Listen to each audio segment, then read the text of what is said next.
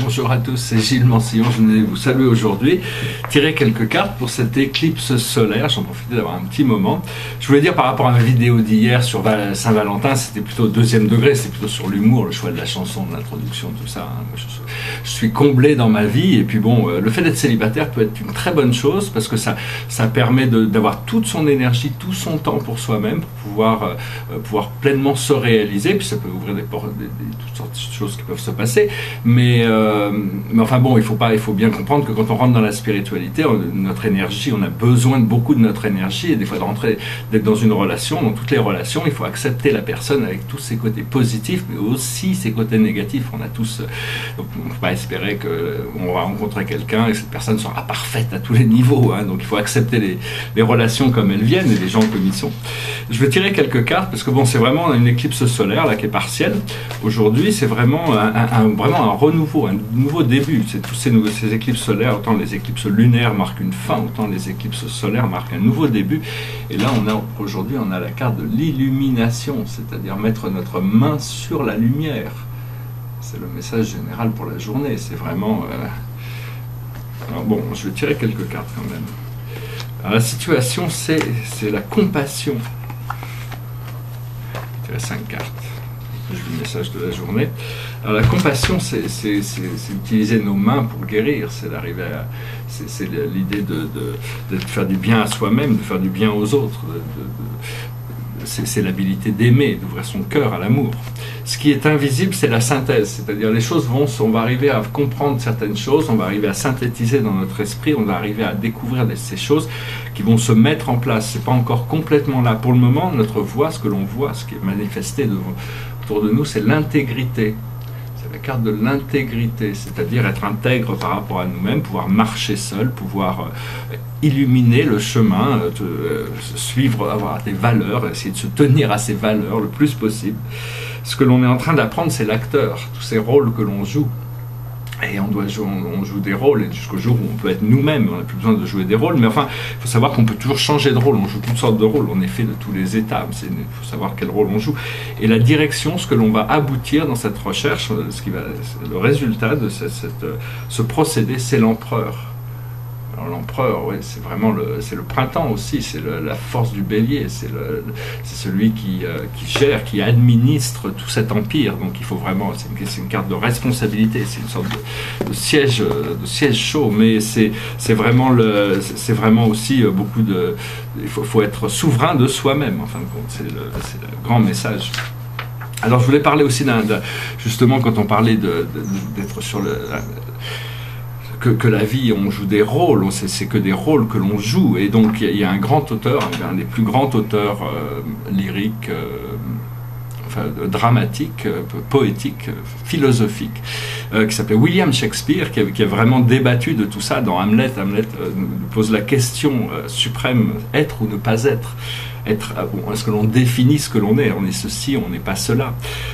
Déjà, il faut comprendre que William Shakespeare, c'était un pseudonyme, c'était un grand auteur qui s'appelait Francis Bacon, qui avait utilisé ce pseudonyme, et c'est Will I Am Shakespeare, c'est-à-dire la volonté je suis qui vient secouer la lance.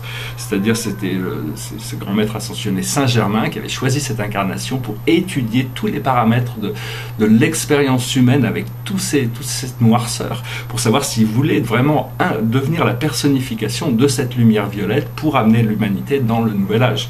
Donc c'est vraiment quelqu'un de c'est un auteur très important, mais qui est très difficile à lire en français, parce que j'ai toutes sortes de pièces, j'ai une trentaine de pièces de Shakespeare, mais même en anglais, avec les sous-titres anglais, il faut le faire au moins 2 fois, parce que c'est un langage très très complexe et très encodé. Cela dit, Hamlet nous explique est-ce que être ou ne pas être, quoi. C'est-à-dire être, comment on se définit, cette présence je suis, c'est vraiment tout ce que méditer sur ces 2 mots, je suis, au-delà de la forme, au-delà du concept, au-delà de je suis une partie de la création, je suis une extension de la source, il faut se qualifier dans des termes qui sont avantageux. Et donc il faut apprendre aussi à porter cette flamme violette, c'est-à-dire c'est une sorte d'habit de lumière, il faut arriver à penser, à invoquer, travailler avec cette flamme de lumière, cette flamme violette. Saint-Germain, bien sûr, c'est le guide du nouvel âge, c'est un être qui a vécu pendant longtemps sur Terre, il avait découvert la jeunesse éternelle et l'abondance infinie, donc bon, c'est vraiment le modèle de ce que l'humanité cherche à se diriger vers.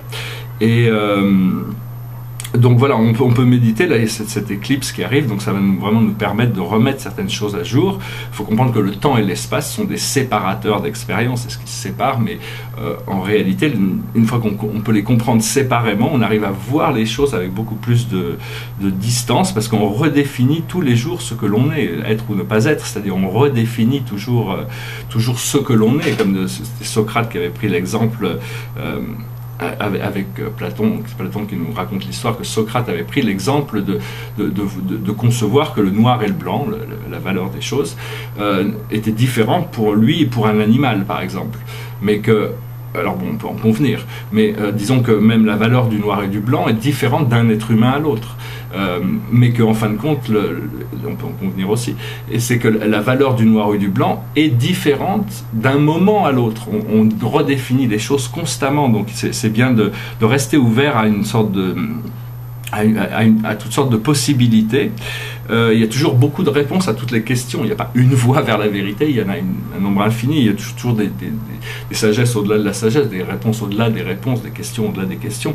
Donc c'est la réponse à toutes les questions, 99% des questions, on peut dire ça dépend. Ça dépend. C'est vraiment la question qui...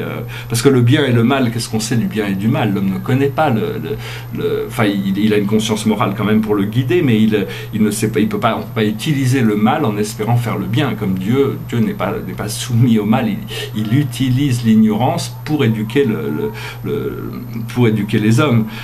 Et donc, mais nous, en tant qu'hommes, en tant qu'individus, on doit faire le bien en toutes choses, on doit faire apporter la lumière en toutes choses. Et puis s'abandonner à l'amour, quoi, parce que avoir la gratitude d'avoir découvert l'amour. Qu'est-ce que l'amour? L'amour, c'est quelque chose de rare, précieux, mais pourtant c'est abondant et c'est gratuit. Seulement, il faut pouvoir accepter certaines vulnérabilités pour découvrir cet amour.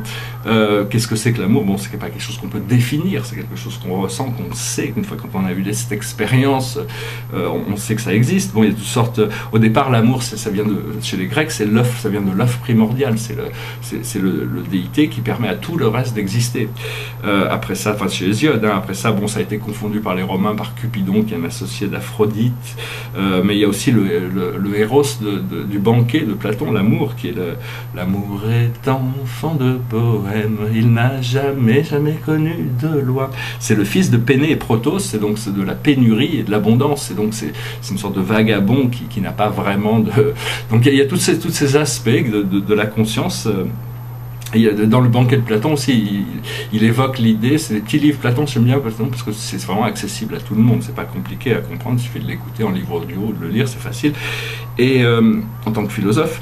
Et donc il expliquait que les êtres humains étaient un au départ, et que les dieux les ont séparés en deux, et donc maintenant ils cherchent à se retrouver, donc c'est tout un procédé d'intégration de cet amour, de cette vie, de cette vérité, parce que le Dieu est l'amour, la vie, la vérité, c'est-à-dire c'est la nature réelle des choses. Et donc voilà, on continue à développer ça, je ne peux pas rester dans des choses trop longues et compliquées. Je voulais juste aborder ces petits sujets. Derrière moi, c'est un tableau de cosmologie qui est symbolique. Bon, il est évident qu'on ne peut pas, aucune image, aucune symbole ne peut représenter. Dieu transcende tous les symboles, toutes les images, tous les logos, rien ne peut représenter l'infini. Mais disons que ce tableau a une symbologie qui est connectée à des forces, à des intelligences spirituelles qui lui permet moi il m'a permis de me révéler de ce genre de tableau, de concevoir, d'envisager une vision céleste des choses, c'est-à-dire de pouvoir s'éloigner. C'est une sorte de vision du paradis. L'univers pourrait ressembler à des grandes spirales d'énergie qui tournent autour du centre éternel. Voilà, donc c'est des tableaux que j'espère pouvoir partager prochainement. Je vais finir avec une petite chanson, parce que je n'avais pas trop prévu de chanter, mais elle est facile, j'ai les paroles sous les yeux. Alors voilà. Goes like this.